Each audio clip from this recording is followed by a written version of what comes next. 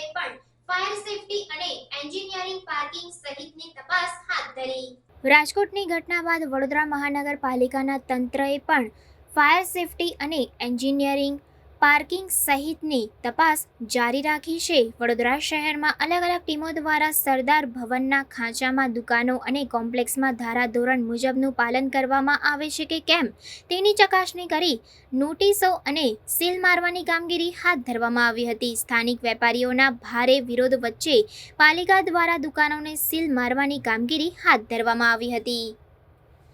Reporter Arif Syed સાથે cameraman Ibrahim Taiyadiwala, secular Gujarat news, Vadodara. અમે વેરો ટાઈમ પર ભરીએ છીએ। આ કોર્પોરેશનના અધિકારી ખાલી એક્સિડન્ટ થવાની જ રાહ જુએ છે।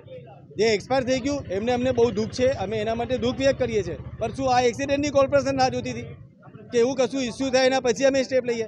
અમને આના અગાઉ કશું નોટિસ આપી જ નથી। કોર્પોરેશન આ સ્ટેપ કઈ જ ન લઈ શકે।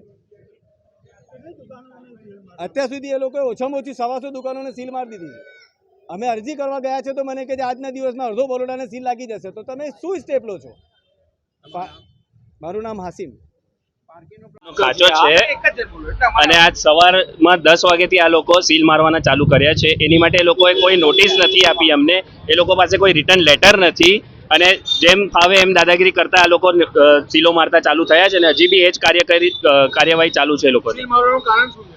એ લોકો ખબર નહીં પાર્કિંગનું કંઈક કાઢે છે અને એ લોકો માટે બી અને આખી સિટી એરિયાની અંદર લગભગ 5000 દુકાનો છે અને એવું કોઈ પાર્કિંગની જગ્યા મને તમે સિટી એરિયામાં જણાવી દો કે ક્યાં મળતી હોય આ વસ્તુ। નાની દુકાનો, નાના કોમ્પ્લેક્સમાં કોઈ પાર્કિંગ આ શક્યતા નથી। તમે અમને રજૂઆત કરી છે તો અધિકારી શું કહે છે? અધિકારી એમ કીધું છે અરજી લખીને આપો, ફાયર એનઓસી ને હવે એમાં તો 2 મહિના બી નીકળી જાય એવું છે। એકદમથી એ વસ્તુ મળે એવી નથી। એ લોકોને બી ખબર છે 2 મહિના દુકાનો થોડી કામ ધંધા બંધ કરે। અચ્છા, અમે એમની પાસેથી થોડો ટાઈમ માંગીએ છીએ કે ભાઈ અમને થોડો ટાઈમ આપો। અમારી પાસેથી જે લોકોએ માલ લીધા છે, એ લોકોના માલ અંદર પડ્યા છે, એ કાઢીને આપીએ। ડાયરેક્ટ જ આવીને સવારથી સીલો આજે મારી વાત સાંભળો, કોઈ રિટર્ન નોટિસ કોર્પોરેશનમાંથી આવે છે, ટાઉન પ્લાનિંગમાંથી આવે છે એમ કે છે। અમે ત્યાં ગયા છે તો ત્યાં કે છે કે અમને અરજી લખી આપો। કોઈ નોટિસ મળી નથી, કોઈ રિટર્નમાં લેટર આવ્યા નથી। સરદાર ભવનનો ખાંચો ઓરલી કરે છે આ લોકો એ રીતે।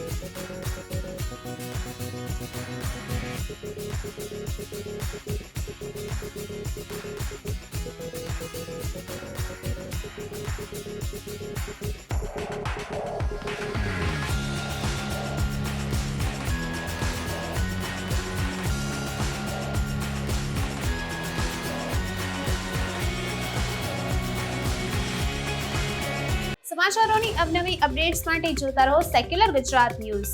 સાથે સેક્યુલર ગુજરાત ન્યૂઝ ચેનલને લાઇક, શેર અને સબસ્ક્રાઇબ કરો અને બેલ આઇકોન દબાવીને સમાચારોની ઝડપી માહિતી મેળવો।